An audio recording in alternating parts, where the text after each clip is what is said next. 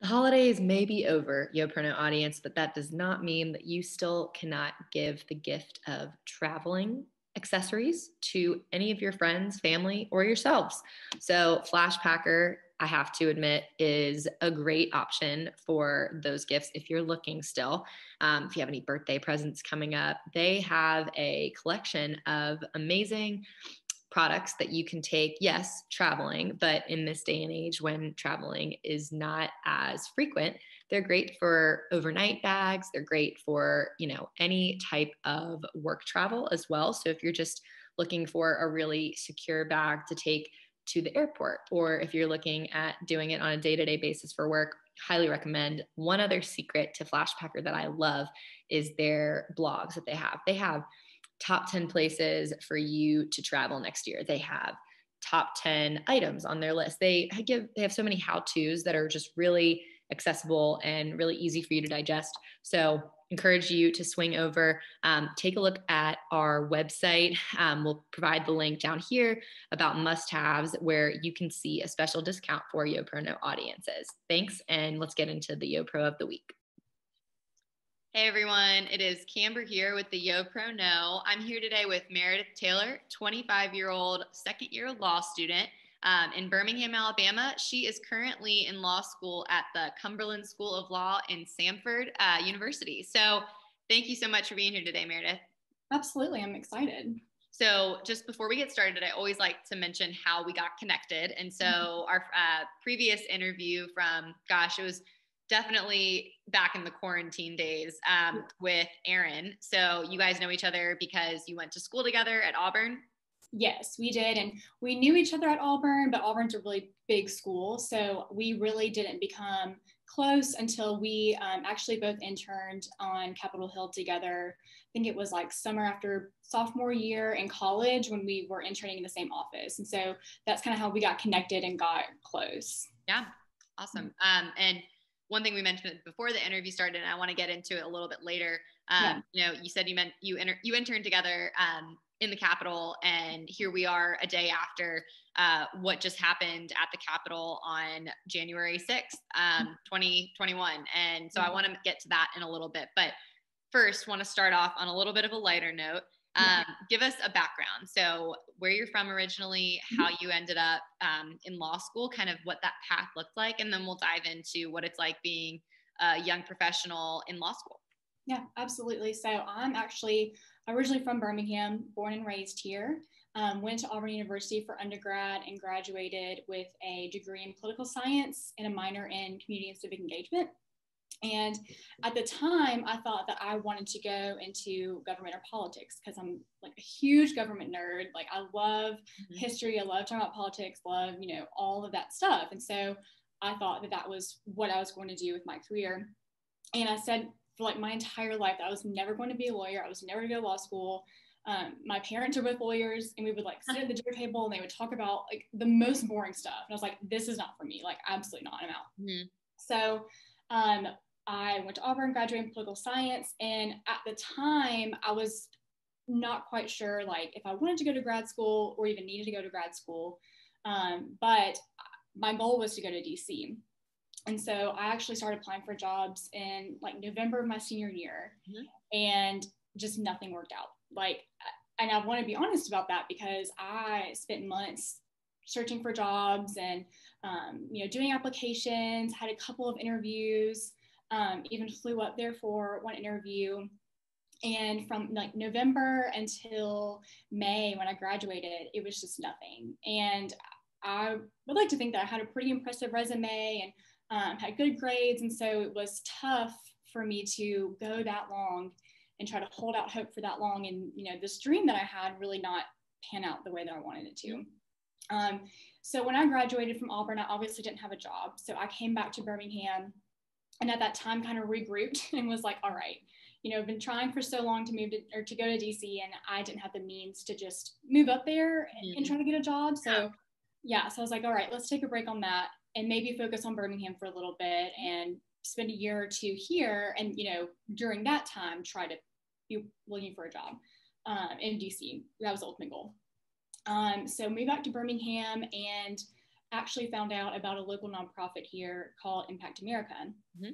And they have an AmeriCorps program. And AmeriCorps, just in case anybody doesn't know, it is a volunteer service with the government where you do a year of service, and you're placed, either you can apply like through AmeriCorps, you can apply for nonprofit, but you're out there kind of doing different work depending on what the nonprofit focuses on. So Impact's main initiatives are that they do vision screenings for preschool age children. Mm-hmm. They also provide free tax services for families that make below a certain threshold. And then in Birmingham, they also have a couple other initiatives dealing with the local schools here. Mm-hmm. So I had a little bit of background in community and civic engagement, and so this was a really interesting opportunity.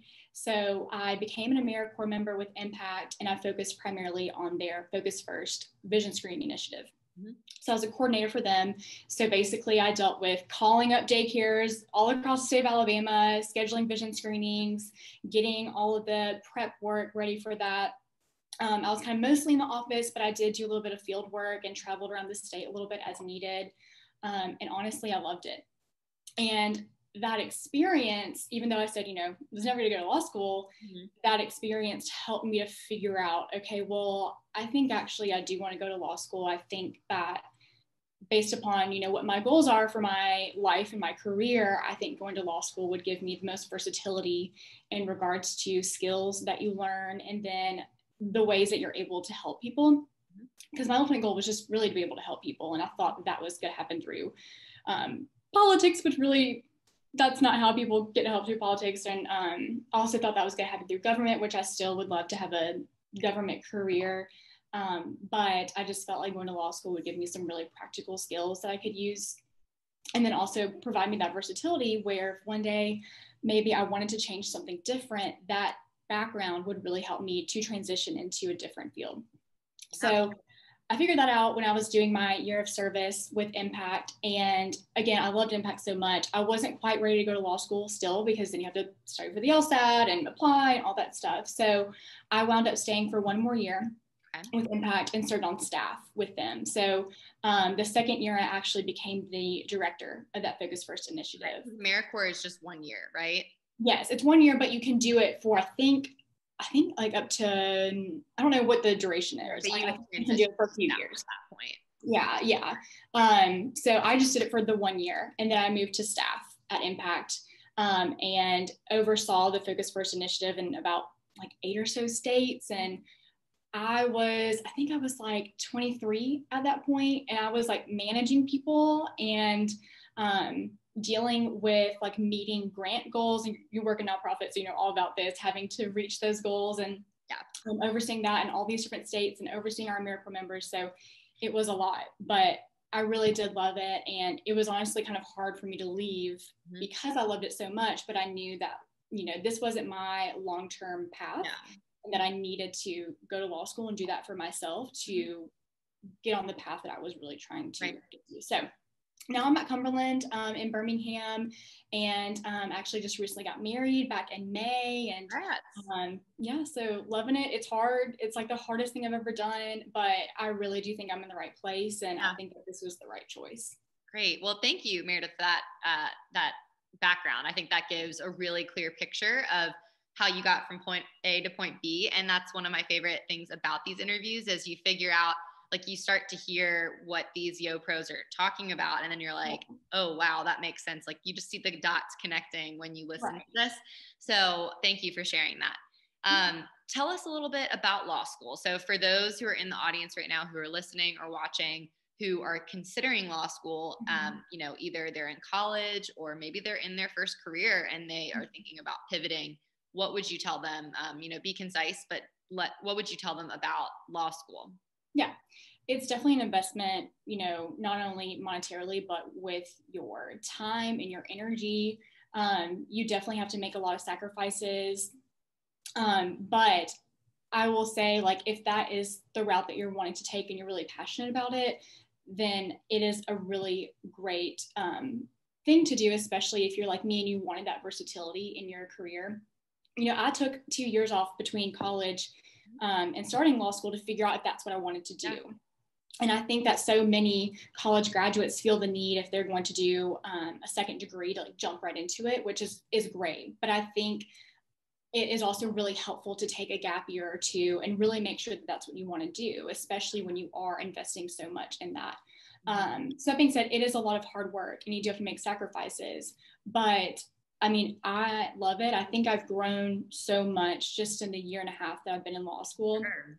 And I'm trying to be concise, but for so long I said I didn't want to do it. And I said, because it was boring. But I think as I got older, I realized, because I was really just scared of it, because you hear horror stories of, you get cold called on in class and like professors may call you out. And like, I was just terrified, and I was terrified of having to stand up in front of people and like give answers. Like, I hate having attention. That just freaked me out. And over time, I just realized like I couldn't let that fear of, hold me back from something that I was actually really interested in. So there's a lot of, some misery with anxiety. Yeah, you get called on class, but the way that you grow from it is so much, it's just worth it, even though it can be a little scary at times. And then ultimately you figure it out, and then it's just normal. So I do encourage it for people who, are looking for that versatility and who are interested in government or interested in law.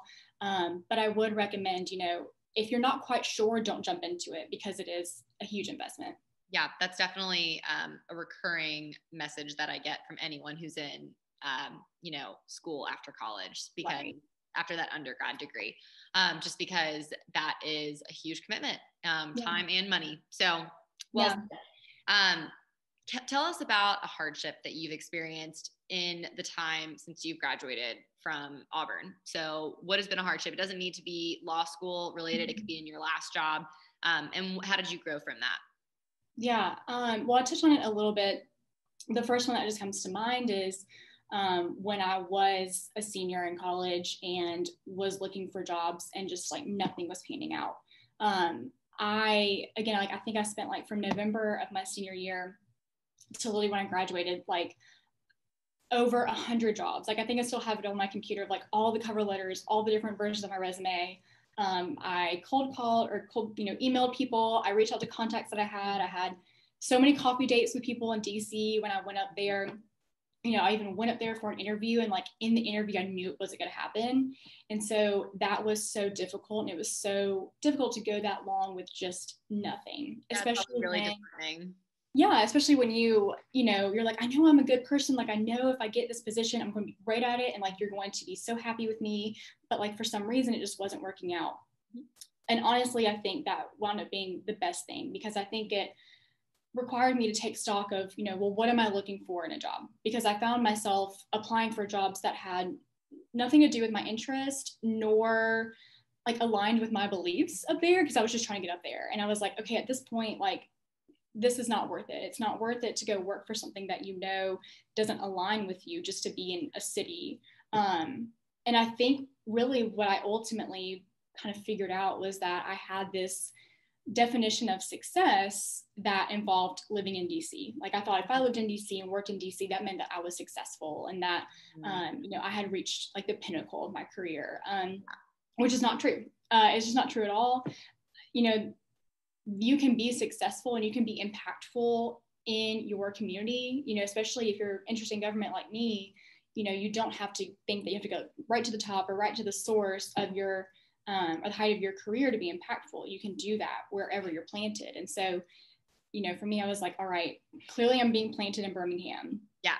I need to grow here. Like, this is where I'm meant to be. And like, as soon as I started searching for jobs in Birmingham, that's when I found out about Impact and got that job. Like, I think I was hired on a Friday and they wanted me to start Monday. Like, wow. So it just worked out. And I mean, there's a reason for everything. And I love your comment on, you had this definition of success, which was in DC. I can relate to that. I thought that my definition of success was working in this corporate insurance world, where I first got my first job, and it was not the place that I thought for so long that was where I needed to be, and that's where I would be the most successful. And it was quite the opposite. And so you have to go where your path takes you. And so I think that's really well said. So want to get to something that just happened yesterday. As a law student, how did your law school respond to this? And what is your take, having worked in the Capitol for a summer? Yeah, so last night I don't remember what time, but our dean actually sent us an email addressing what happened. Obviously very horrified by the events that happened that day. But something that he noted that I am trying to remember is that, even though those horrific events happened, and it was honestly hard for me to watch, it's even hard for me to listen to now, at the end of it all, the rule of law prevailed. The Senate and the House got back to their business. They certified the election. Although the riot attempted to stop that process, it didn't. And so, as a law student, and again, because I have worked on Capitol Hill, even though it was for such a short period of time, it was, and honestly, I'm still processing it. So I don't think I'm going to be the most eloquent to say this. I was trying to talk to my husband this morning about how crazy it is to see people running around on the Senate floor and breaking all these rules in this place that I still hold to be so sacred. Not only because, again, I love government and I love, the law, but I worked there and I had been in those chambers. I'd sat in the House chamber watching debates before. That to me is just such a important place, and seeing all that happening was really difficult. And it's still hard for me to put into words, but I think where I'm at now is that the events of yesterday have just reaffirmed how important the work is of lawyers and protecting the rule of law and protecting democracy. I think it's just reaffirmed that since I do have those interests, and my interest is helping people, through the law and through government, this is exactly where I need to be in order to do that.